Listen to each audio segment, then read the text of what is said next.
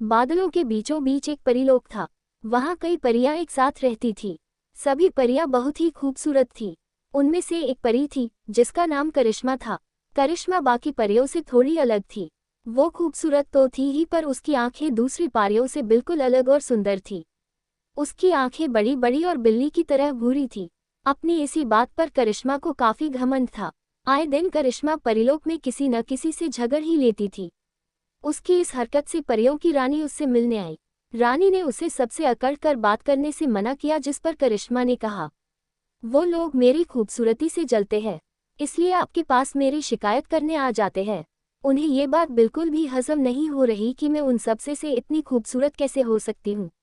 रानी ने करिश्मा को अपनी अकड़ को ठीक करने के लिए समझाया और उसे बात समझाकर वहां से चली गई, लेकिन करिश्मा पर रानी की बात का बिल्कुल भी असर नहीं हुआ और वो अपने काम में लग गई।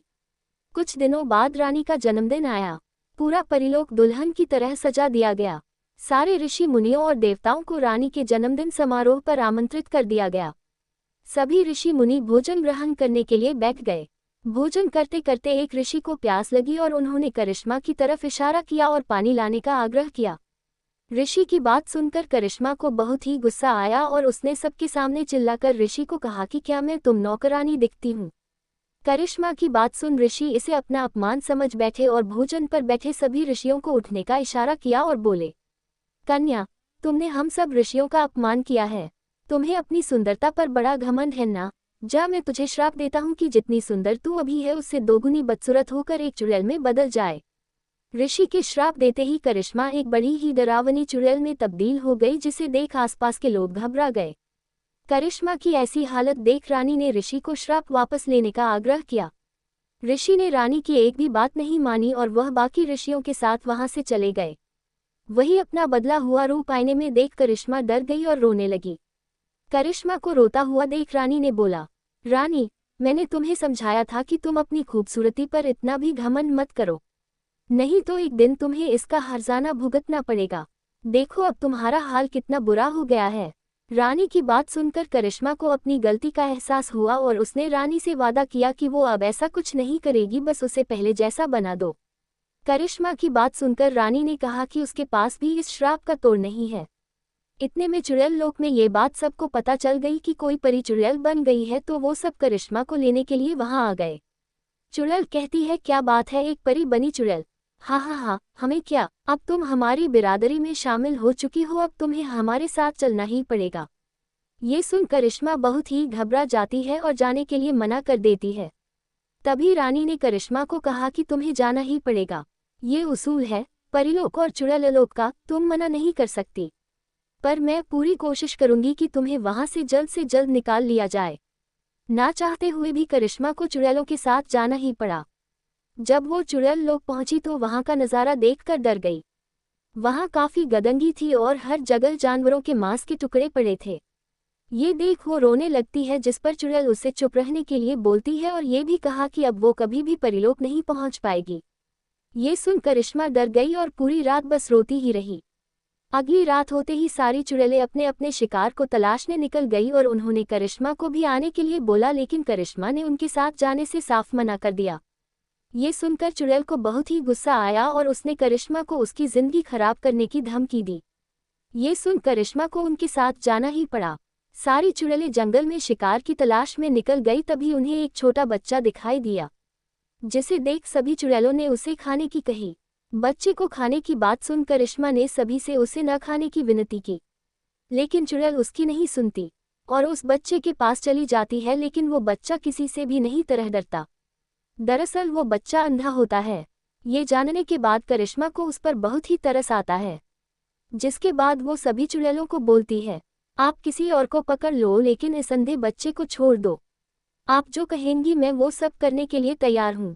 ये सुन चुड़ैल बच्चे को न खाने के लिए मान जाती है और वहां से चली जाती है।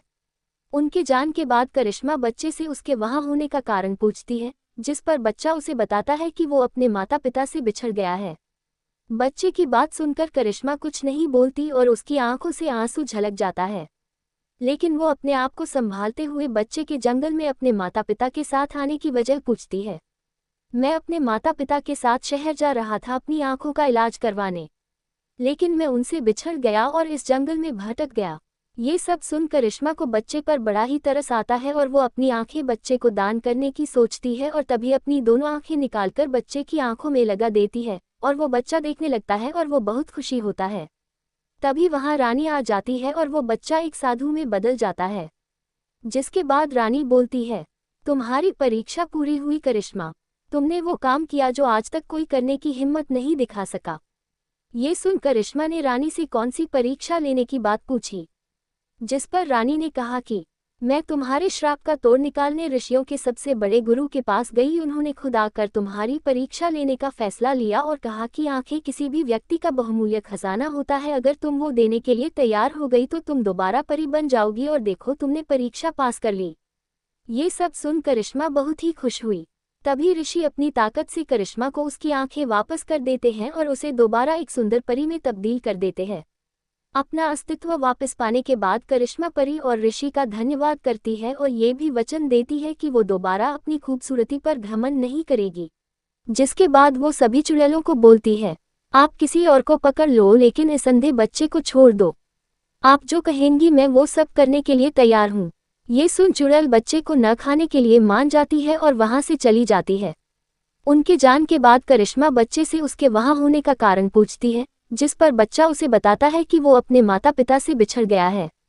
बच्चे की बात सुनकर करिश्मा कुछ नहीं बोलती और उसकी आंखों से आंसू झलक जाता है, लेकिन वो अपने आप को संभालते हुए बच्चे के जंगल में अपने माता पिता के साथ आने की वजह पूछती है। मैं अपने माता पिता के साथ शहर जा रहा था अपनी आंखों का इलाज करवाने, लेकिन मैं उनसे बिछड़ गया और इस जंगल में भटक गया। ये सब सुन करिश्मा को बच्चे पर बड़ा ही तरस आता है और वो अपनी आंखें बच्चे को दान करने की सोचती है और तभी अपनी दोनों आंखें निकालकर बच्चे की आंखों में लगा देती है और वो बच्चा देखने लगता है और वो बहुत खुशी होता है। तभी वहां रानी आ जाती है और वो बच्चा एक साधु में बदल जाता है। जिसके बाद रानी बोलती है, तुम्हारी परीक्षा पूरी हुई करिश्मा, तुमने वो काम किया जो आज तक कोई करने की हिम्मत नहीं दिखा सका। ये सुन करिश्मा ने रानी से कौन सी परीक्षा लेने की बात पूछी, जिस पर रानी ने कहा कि मैं तुम्हारे श्राप का तोड़ निकालने ऋषियों के सबसे बड़े गुरु के पास गई। उन्होंने खुद आकर तुम्हारी परीक्षा लेने का फैसला लिया और कहा कि आंखें किसी भी व्यक्ति का बहुमूल्य खजाना होता है, अगर तुम वो देने के लिए तैयार हो गई तो तुम दोबारा परी बन जाओगी और देखो तुमने परीक्षा पास कर ली। ये सब सुन करिश्मा बहुत ही खुश हुई।